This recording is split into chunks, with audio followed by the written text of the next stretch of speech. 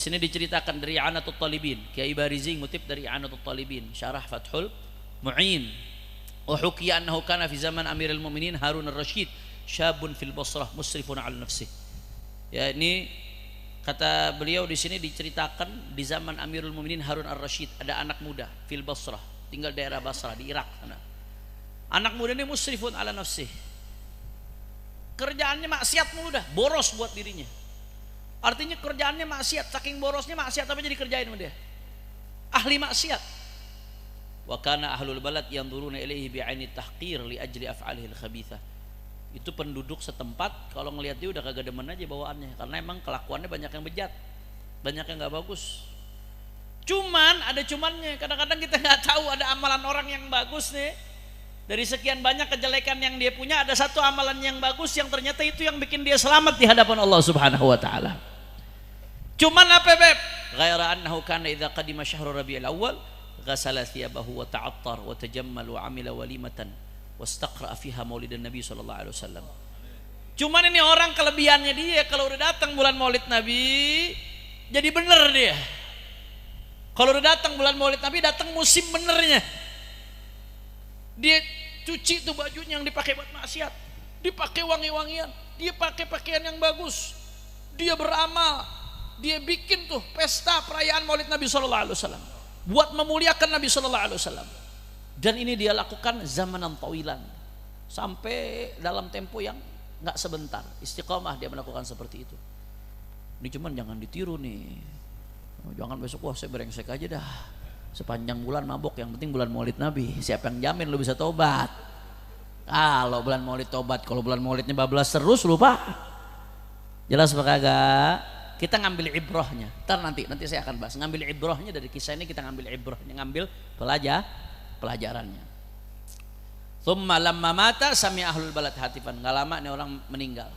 Ketika dia meninggal, ya, penduduk negeri tersebut yang ngelihat ini orang kacau dah, udah dah nggak usah disolatin, nggak usah dihadirin jenazahnya, biarin aja, brengsek tuh orang, bahasanya begitulah, dianggap dipandang sebelah mata sama orang kampung.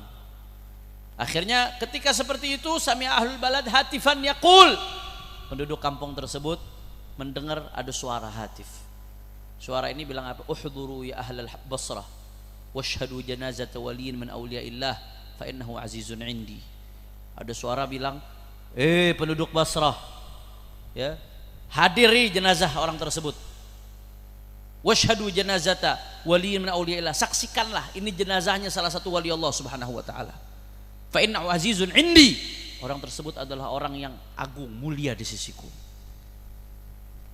Fa hadara ahlul balad janazatahu, akhirnya orang-orang Basrah menghadiri jenazahnya, wa dafanu, dikuburin, fara'au manam, setelah dia dikubur ada orang-orang saleh yang ngelihat orang tadi di dalam mimpi. Begitu dilihat dalam mimpi, wa huwa yarful fi hulali sundusin wastabraq, dia sedang mendapatkan kenikmatan pakai pakaian yang begitu mewah di dalam mimpinya setelah matinya.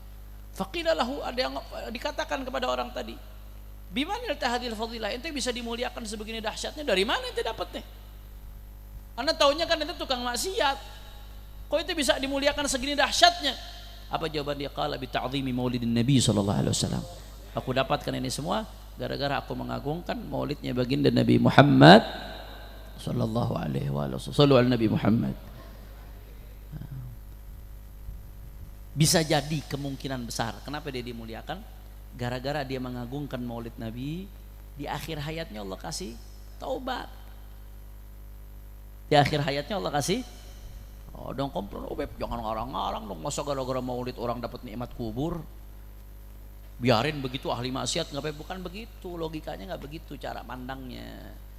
Kita jangan pernah ngelakuin maksiat karena kita nggak tahu kita mati kapan, karena kita nggak tahu kita sempat taubat apa kagak sebelum matinya. Kalau ente tahu ente mati kapan, sempat buat taubat, ya terserah, bebas dah, urusan ente mau maksiat. Masalahnya kita nggak tahu mati kapan, kita nggak tahu kita sempat taubat apa kagak sebelum mati, kok berani-beraninya maksiat. Nah, yang terjadi di kisah ini yang kisah ini ulama besar Syekh Bakri Syata dalam kitabnya I'anatul Talibin. Jadi ini bukan kisah-kisah khurafat Habib-Habib Ba'alawi deh, bukan sembarangan ini. Ini yang kisah ini I'anatul Talibin, ini kita merujukannya kiai-kiai. rujukannya semua pesantren di Indonesia. Bagaimana? Kemungkinan besar gara-gara berkat dia mengagungkan Rasulullah SAW. Sebelum dia mati Allah kasih hidayah buat tobat. Allah kalau mau ngasih tobat buat hambanya, Allah mampu nggak? Allah bisa nggak? Dan at-ta'ib minadz dzambi kaman la dzambalah. Orang kalau udah tobat, kata Nabi SAW, bersih suci. Kalau tobatnya benar-benar tulus, bersih suci seolah-olah nggak ada dosa. Dan kalau udah begitu, ya diangkat makamnya sama Allah Ta'ala. Tapi kenapa dia akhirnya didorong sama Allah untuk tobat, dapat taufik dia untuk tobat? Sababiahnya, gara-gara dia mengagungkan maulidnya baginda Nabi besar Muhammad sallallahu alaihi wasallam. Jelas apa kagak?